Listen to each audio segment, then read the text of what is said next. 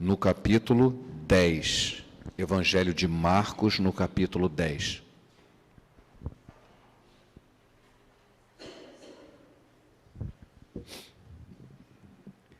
Nós vamos ler dos versículos 17 a 22. É um texto bastante conhecido. Tem o título do Jovem Rico. Bastante conhecido esse título. Todos abriram, amém? Vamos ler. E pondo-se Jesus a caminho, correu um homem ao seu encontro, e ajoelhando-se, perguntou-lhe: Bom mestre, que farei para herdar a vida eterna? Respondeu-lhe Jesus: Por que me chamas bom? Ninguém é bom, senão um, que é Deus. Sabes os mandamentos: não matarás, não adulterarás, não furtarás, não dirás falso testemunho, não fraudarás ninguém, honra teu pai e a tua mãe. Então lhe respondeu: Mestre, tudo isso tenho observado desde a minha juventude. E Jesus, fitando-o, o amou e disse: Só uma coisa te falta. Vai, vende tudo o que tens, dá-o aos pobres, e terás um tesouro no céu. Então vem e segue-me. Ele, porém, contrariado com essa palavra, retirou-se triste, porque era dono de muitas propriedades. Que o Senhor possa abençoar essa palavra em nosso coração, amém? Esse episódio ele é bastante conhecido, o jovem rico. E ele é bastante importante no Novo Testamento, porque ele é citado nos 3 evangelhos. Mateus, Marcos e Lucas citam essa passagem, né? O episódio de Jesus encontrando com esse rapaz, era um homem feito, ainda um homem jovem. E depois desse texto, né, Jesus faz uma discussão a respeito da importância da riqueza. Mas nós não podemos esquecer esse jovem. Vale a pena meditarmos nessa conduta desse rapaz. Porque, de alguma forma, isso aí pode estar relacionado com o nosso dia a dia, ou talvez com alguém que você conheça, ou com você mesmo. Aquele jovem, ele tinha uma preocupação legítima. Ele tinha uma preocupação legítima, um desejo sincero no seu coração.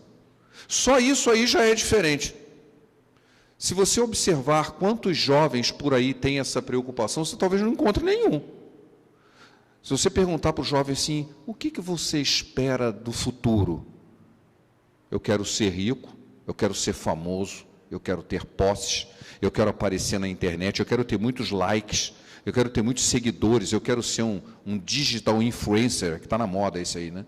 Quero ser um influenciador. Eu tenho uma porção de sonhos, mas não tem ninguém, você não vai encontrar ninguém jovem preocupado aonde que ele vai quando ele morrer.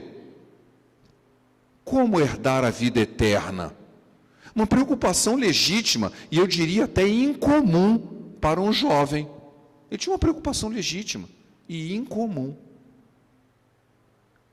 Então ele tinha a preocupação certa. Ele não estava preocupado em ser famoso, ser poderoso,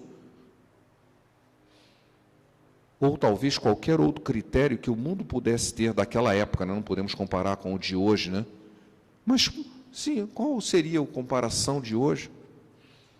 Ele tinha um desejo sincero no seu coração e o desejo era correto. Mais ainda, ele procurou a pessoa certa para responder àquele anseio. Isso é muito importante, porque diante da sociedade que nós vemos hoje, e eu tenho visto como pastor, as pessoas muitas vezes têm preocupações corretas e procuram a pessoa errada. Esse é que é o problema.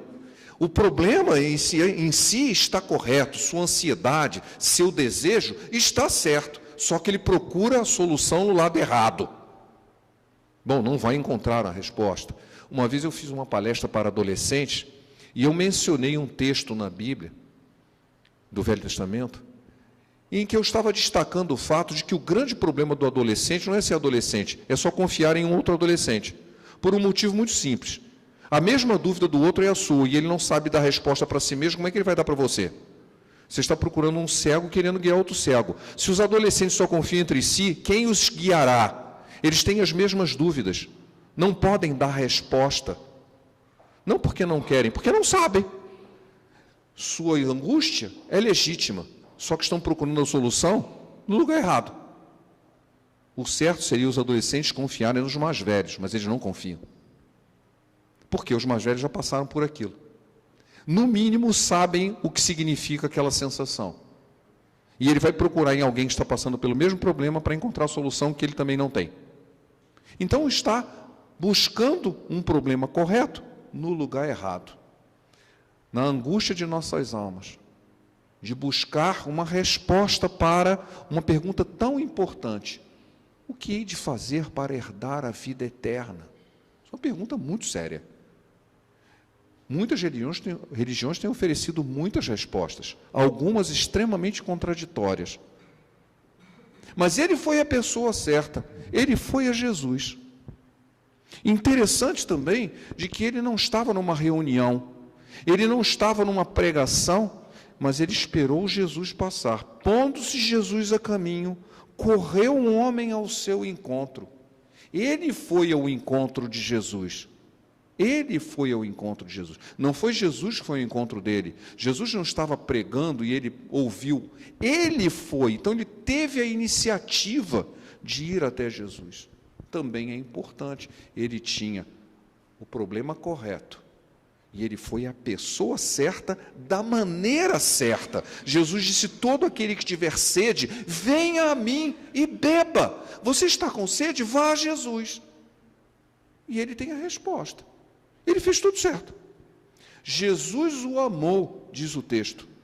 Diferentemente, por exemplo, do endemoniado gadareno, que aparece lá em Lucas, no capítulo 8. No versículo 39, o homem já liberto chega para Jesus e diz: eu quero ir junto com você, quero ser o seu discípulo. Jesus disse: não, vai para a sua casa e anuncia tudo quanto Deus fez por ti, e como teve misericórdia de ti. Aquele homem se tornou um missionário, saiu por lá. Decápolis significa 10 cidades, ele saiu por 10 cidades anunciando o que Jesus tinha feito por ele, mas Jesus não o chamou para estar com ele. A esse jovem, Jesus disse: vende tudo que tens e segue-me. Que proposta, hein? Que proposta! Vem e segue-me. Então, ele foi a pessoa certa, recebeu a resposta certa, mas teve a atitude errada.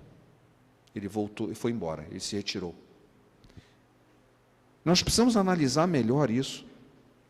Jesus viu nele algo, um potencial muito grande, não apenas porque ele tinha tido uma vida íntegra. Ele falou assim: eu já cumpro esses mandamentos de Deus aí desde a minha juventude, e mesmo assim eu estou preocupado com a minha vida eterna. Ou seja, aquilo que eu já fiz seguindo a lei, tenho cumprido tudo. Jesus em momento algum disse: não, você não está cumprindo, não, você é mentiroso, você está errado, você está enganado. Jesus não disse isso. Ele disse: falta uma coisa que você ainda não percebeu. Jesus validou o que ele estava dizendo, ele realmente cumpria os mandamentos, tinha uma vida íntegra. Jesus viu nele um potencial enorme. Mas é interessante que Jesus disse uma coisa que ele não esperava: vende tudo que você tem e dá aos pobres, e depois você me segue. É interessante porque quando eu penso assim, vende tudo que você tem, nós estamos acostumados a ver algumas orientações psicológicas, dizendo assim, a palavra de ordem: você precisa desconstruir. Vocês já ouviram isso? Eu já ouvi algumas vezes. Você precisa desconstruir, ou seja, destrói tudo que você vivenciou e começa de novo. É como se você tivesse uma casa, assim, eu preciso de dar uma reforma na casa. Então, assim, põe ela abaixo, mas onde é que eu vou morar? Se eu não tenho mais casa, eu vou morar. Você constrói outra. Até lá eu posso já ter morrido, não tenho casa para morar, né? Desconstrua tudo. Isso é um aspecto. O outro aspecto, assim, qualquer coisa está bom. Não, Jesus valorizou. Ele tinha bens materiais. Jesus disse, olha, isso aí não serve para nada, isso aí é um laço para você. E era mesmo. Mas não foi assim que Jesus colocou. Ele disse, olha, vende o que você tem, porque tem valor. E você pode abençoar com o que você tem outras pessoas. Dá aos pobres. Jesus podia ter dito, como disse para alguns apóstolos, assim, olha, deixa tudo e me segue. Ele não disse isso para o homem. Vende o que você tem valor. Dá aos pobres. Faça bem com o que você tem. E depois você vai me seguir. Porque está faltando uma coisa. Jesus não disse para ele o que estava faltando. Só disse o que ele deveria fazer para descobrir o que estava faltando. E ele percebeu. Ele confiava mais naquilo que ele tinha. Ele não renunciou a tudo que ele tinha. Ele confiava naquilo que ele tinha. Ele confiava nas riquezas dele. Há uma grande diferença. Prestem atenção nisso. Há uma grande diferença entre você conhecer o caminho e você trilhar o caminho. Aquele homem conhecia o caminho. Eu conheço os mandamentos. Você sabe trilhar eles? Como trilhar? Confiando em Deus e não em você mesmo. Eu li uma frase de Santo Agostinho muito interessante. Se você concorda com a Bíblia, somente naquilo que você... Se você acredita na Bíblia, somente naquilo que você concorda, não é na Bíblia que você acredita, é em você mesmo. E é uma frase interessante. Eu só acredito na Bíblia naquilo que eu concordo. Então não é na Bíblia que você acredita. Você acredita em você mesmo. Se você conhece, mas não segue, você acredita em você mesmo. Não é na palavra. E aí vem aquela história. O que é que prendia aquele homem? Mas ele tinha o desejo certo. Ele foi a pessoa certa que podia dar a solução. E a pessoa deu a solução certa. Por que é que ele tomou a atitude errada? Por que é que ele tomou a atitude errada? Essa é que é a grande questão. Porque isso pode estar acontecendo conosco também. Eu posso abençoar as pessoas com o que eu tenho, e mesmo assim eu não ser abençoado. Foi o que estava... Olha, você vende, mas você tem que me seguir. Por que seguir? Porque conhecer o caminho é diferente de trilhar o caminho. Trilhar o caminho, venha comigo e você vai trilhar o caminho. Isso é que Jesus estava convidando ele. Venha trilhar o caminho comigo. E é hora de perguntar assim, o que é que eu tenho e que eu não quero abrir mão? O que é que eu tenho que eu não quero abrir mão? Por que é que eu não quero entregar a minha vida a Jesus e seguir a Jesus? Não apenas conhecer o caminho. Conhecer o caminho, acho que a maioria das pessoas que eu conheço até conhece, mas não segue, só conhece. Pode ser dinheiro. Eu não vou abrir mão do meu dinheiro, de tudo aquilo que eu conquistei, ou do que eu quero conquistar. Eu não vou abrir mão do meu conforto, das minhas amizades, da minha família. O que a minha família vai pensar? Falsas convicções. Tem pessoas, se eu tenho a minha própria religião, ainda bem que você sabe, é a sua religião, só a sua, não é a religião de Deus, não é o que Deus está propondo. Talvez eu tenha medo de um compromisso com Deus. São várias possibilidades, eu não sei qual é a de cada um. Mas eu sei o que Jesus disse em Lucas 12, versículo 8 e 9. E digo-vos que todo aquele que me confessar diante dos homens, também o Filho do Homem o confessará diante dos anjos de Deus. Mas quem me negar diante dos homens, será negado diante dos anjos de Deus. Nós precisamos confessar Jesus. Tem que ter vergonha. Senhor, eu não vou falar não, eu tenho vergonha. Você tem vergonha de confessar que você segue a Jesus? Uma ilustração, eu já contei isso aqui há algum tempo atrás, não sei quantos estavam presentes. É uma ilustração, mas é uma história verdadeira, que aconteceu com um homem que hoje em dia é bem idoso, ele está com quase 100 anos, o missionário que fundou a missão Portas Abertas, conhecido como Irmão André. Quando ele se converteu, ele era um soldado holandês, estava na Índia, ele foi ferido, foi parar no hospital, levou um tiro que estilhaçou o pé dele, e ele ficou internado um bom tempo, até ser liberado. E nessa época ele estava no hospital católico, ele foi evangelizado por uma freira, que trouxe a palavra de Deus para ele. Aquilo tocou o coração dele, mas ele estava balançado, né? Como muita gente que ouve a palavra e fica assim, gente, isso aí está me chamando, eu estou sentindo que é para lá, mas tem alguma coisa que está me prendendo. E aí essa freira contou uma historinha que ele conhecia, e essa historinha é maravilhosa. É a história de um macaco, porque no lugar onde ele estava lá na Índia, o pessoal vendia macacos, prendia macacos e vendia. É muito comum em filmes você ver sempre o cara vai andando com um macaquinho no ombro. Eles têm o hábito de ter em vez de a gente ter um cachorro e um gato, eles gostam de ter um macaco. Só que para isso você tem que ir no mato prender o macaco. Como é que você pega? O macaco é muito arisco e esperto. E eles tinham uma técnica muito interessante de prender o macaco. Pegavam um coco, faziam um furo, e punha uma pedrinha brilhante dentro do coco e amarrava o coco na árvore. Amarrava com uma corda, uma corrente. E deixava uma pedrinha dentro do coco. Aí o macaco ia lá, pegava o coco, olhava a pedra, e via aquela pedra, e ele gostava da pedra brilhante. E ele enfiava a mão no coco para pegar a pedra. O buraco era suficiente para ele tanto enfiar a mão como para tirar a mão, sem a pedra. Se ele pegasse a pedra, ele não passa com a mão e a pedra. Lógico que ele não tem esperteza suficiente para tirar e sacudir o coco para tirar a pedra, mas ele enfia a mão lá dentro, pega a pedra, e quando ele vai puxar, não sai mais, ele está preso. Ele está preso porque ele está segurando a pedra. Se ele soltar a pedra, ele tira a mão fácil, mas ele quer a pedra, e ele fica preso. E ele se torna escravo por causa disso, porque aí o caçador vai lá, vê o macaquinho com a mão presa no coco, vai lá, pega o macaco e tira ele de lá. E ele se torna escravo. A partir dali ele vai ser vendido e vai ser escravo. Por causa da sua pedrinha brilhante. E a tal freira que apresenta isso para ele, assim, pergunta para ele assim, qual é a sua pedrinha brilhante? O que é que te prende? O que é que você não quer soltar e se libertar? Bom, eu não sei qual é a pedrinha dele, mas eu acho que cada um de nós deveria pensar em qual é a sua. Muitas pessoas não querem seguir a Jesus, como a palavra de Deus diz, como Jesus convidou, porque há uma pedrinha brilhante da qual ele não quer soltar. Não quer soltar. Eu, quando prego essa mensagem, né, eu lembro de um casal que era meu amigo lá da igreja do Rio de Janeiro, em que, quando eu falei isso, a esposa virou para o marido assim, eu sei qual é a pedrinha dele, é uma bolinha de ping-pong.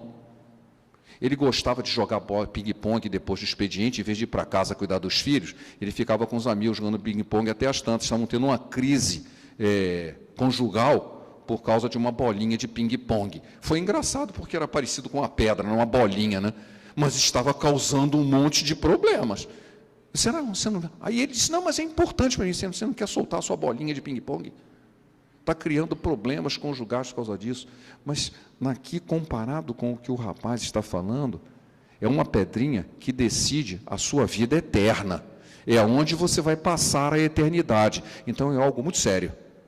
É algo muito sério. Qual é a pedrinha, ou mais de uma pedrinha, que eu estou segurando, que me prende a mão de tal forma que eu vou me tornar escravo? E eu não quero me libertar para seguir a Jesus. O que aquele homem tinha? Ele tinha muitas posses, e ele confiava de que aquilo era a segurança dele. Ele já cumpria os mandamentos de Deus, e cumpria mesmo, Jesus validou isso, não disse que ele estava errado, só que ele não confiava em Deus, confiava na sua própria capacidade, confiava nos bens que ele tinha. Desfaça-se dos valores humanos e caminhe com Jesus. Essa é a conclusão que nós temos que pensar. Quando Jesus disse, olha, vende o que você tem. Não era para chegar assim, agora todo mundo que se converter tem que vender tudo, distribuir para os pobres e sair mendigando por a rua e depender da misericórdia alheia. Não é nada disso, é uma deturpação total. Aquilo ali foi um desafio para ele perceber se ele era capaz de soltar a pedrinha. E ele disse, não sou capaz de soltar a pedrinha, então você vai ficar preso a ela. Se ele soltasse a pedrinha, era só virar o coco, a pedrinha seria dele para sempre, mas ele não soltava. Você não precisa se desfazer dos seus bens, você precisa se desfazer do vínculo que isso tem entre você e Deus. Se você confia nos seus bens e não na providência divina, você seria capaz de desafiar, de colocar em risco, perder os seus bens para servir a Deus? Essa que é a questão que Jesus colocou. Você seria capaz de fazer isso? Nós temos acompanhado na escola dominical, e já estudamos isso há 2 domingos atrás, os amigos de Daniel, o famoso capítulo 3 de Daniel. 3 amigos que foram desafiados a desobedecer a ordem de Deus de não adorar ídolos, e eles eram homens de posição, tinham uma vida confortável, talvez fossem equivalente a deputados, ou não, porque era o cargo executivo, eles seriam secretários de Estado, tinham um cargo de secretário de Estado, tinham um bom salário, uma boa casa, viviam muito bem. E aí o rei disse para ele o seguinte: eu quero que você adore essa estátua. Ele disse: eu não vou adorar. E o rei disse para ele: olha, se você não fizer isso, eu vou jogar você dentro, tem um buraco ali cheio de fogo, eu vou jogar você lá dentro. Bom, toda aquela riqueza não valeria nada, todo aquele poder seria desfeito naquele momento. Ele podia dizer assim: dá uma adoradinha, depois pede perdão. Fica por isso mesmo, você continua. Aí algumas pessoas se auto-justificam, depois você dá testemunho. Dá uma adoradinha, viola as regras de Deus, depois pede perdão e continua com a vida boa que você tem. Ele disse: não, eu não vou fazer isso. Só que o rei fez um desafio. Assim, qual o Deus que pode te livrar da minha mão? Eu tenho poder, tenho um buraco cheio de fogo ali, e eu vou jogar vocês lá dentro. Algum Deus pode te livrar disso? Essa é uma pergunta fantástica, e talvez seja uma das melhores respostas da Bíblia sobre o que realmente significa fé. A resposta dele é: sim, o nosso Deus pode fazer. Mas se ele não fizer, fique sabendo que eu não vou adorar o seu Deus. O que ele quer dizer com isso? Deus é soberano, ele decide, ele tem poder para fazer, mas ele só vai fazer se ele quiser. A minha parte é fazer o que eu sei que eu tenho que fazer. E eu não vou adorar o seu ídolo. Se ele vai me salvar ou não, não sei. Poder para isso ele tem. Isso é uma grande definição de fé. Eu sei o que eu tenho que fazer e eu vou fazer. Se Deus vai fazer, ele é soberano para decidir. Ele pode me salvar como pode não. E nós sabemos o resultado disso. Eles não apenas foram libertos, mas o rei ficou impressionado e fez um decreto assim: não há Deus como esse. E é proibido falar mal dele. Está lá, Daniel capítulo 3. Aqueles homens colocaram tudo em risco, eles eram homens ricos. Eles venderam tudo que tinham? Não. Se desfizeram de algum bem? Não. Mas eles não estavam presos a esses bens. De jeito nenhum. No momento em que eles foram confrontados, se pode levar tudo. Vou continuar servindo a Deus do jeito que eu sei que eu tenho que servir. Mesmo que isso custe a minha vida. E eles foram honrados. Foram honrados. Não precisaram vender nada, mas eles deixaram bem claro que eles não serviam a Deus pelo poder dos bens materiais, pelos critérios humanos ou por qualquer outra coisa. Não havia nada que os prendia, não havia pedrinha brilhante alguma. Eu vou servir a Deus e eu sei qual é a vontade de Deus, eu não vou fazer isso, mesmo que isso coloque em risco tudo que eu tenho, porque na verdade tudo que eu tenho não chega a ser nada perto do que Deus tem para mim. Nem olhos viram, nem ouvidos ouviram, nem jamais penetrou em coração humano aquilo que Deus tem preparado para aqueles que o amam. Essa é a definição do céu que o apóstolo Paulo tem, e é fantástico.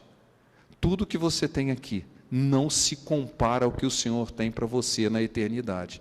Por isso, meu amigo, minha amiga, nada disso faz sentido de impedir que você siga a Jesus. Deixe tudo de lado. Não jogar fora porque tem valor. Não jogar fora. Tem valor. O que você tem, tem valor. De abençoar você mesmo e a outras pessoas. Mas isso não pode impedir de você seguir o caminho do Senhor. Não pode ser uma pedrinha brilhante que te escravize. Porque o que está no futuro é muito superior. Nem olhos viram, nem ouvidos ouviram, nem jamais penetrou em coração humano aquilo que Deus tem preparado para aqueles que o amam. Jesus estava dizendo para aquele rapaz o seguinte: eu não quero só a sua fé, eu quero você todo. Eu quero você todo. Venha me seguir. Eu quero você todo.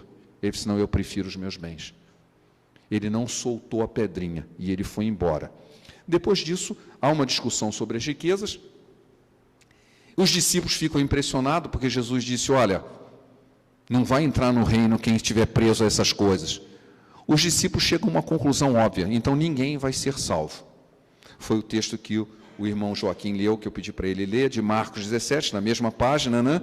No capítulo 10 de Marcos, né? Começando no versículo 25, começando no versículo 25. É mais fácil passar um camelo pelo fundo de uma agulha do que um rico no reino dos céus, de Deus. Eles ficaram sobremodo maravilhados, dizendo entre si, então quem pode ser salvo? Bom, a resposta é clara, ninguém. Por meios próprios, ninguém. Jesus, porém, fitando os olhos neles, o olhar, disse, para os homens é impossível, contudo não para Deus, porque para Deus tudo é possível. Está dizendo bem claro, a salvação, ela vem de Deus, não é do seu esforço próprio. Então Pedro começou a dizer-lhes, eis que nós tudo deixamos e te seguimos. Tornou Jesus, em verdade vos digo, que ninguém há que tenha deixado casa, irmãos, irmãs, ou mãe, ou pai, ou filhos, ou campos, por amor de mim e por amor do Evangelho, que não receba já no presente o cêntuplo de casas, irmãos, irmãs, filhos, campos, com perseguições, e no mundo por vir a vida eterna. Então nós temos que deixar essas partes, de sabendo o seguinte, olha, muito mais do que isso tem para te dar o Senhor. Você tem todas essas coisas aqui, da qual são boas, têm valor, mas muito mais do que isso tem o Senhor para te dar. Você não precisa se prender a isso. Confie no Senhor, siga o Senhor, siga a Jesus. Não deixe que nenhuma pedrinha colorida te prenda e te faça escravo. Siga a Jesus e você vai ter a vida eterna. Amém? Pai, obrigado por essa palavra, que ela possa realmente convencer-nos do pecado, da justiça, do juízo e, acima de tudo, daquilo que tu tens preparado para aqueles que te amam, para a vida eterna. Que o testemunho triste desse jovem, que ouviu a resposta certa, mas teve a atitude errada, não seja a mesma atitude de cada um de nós. Pelo contrário, que possamos saber que aquilo que temos tem valor, mas perto daquilo que tu tens para nos dar, não tem valor algum. Nós queremos te seguir, Senhor, como Senhor das nossas vidas. E em teu nome oramos. Amém.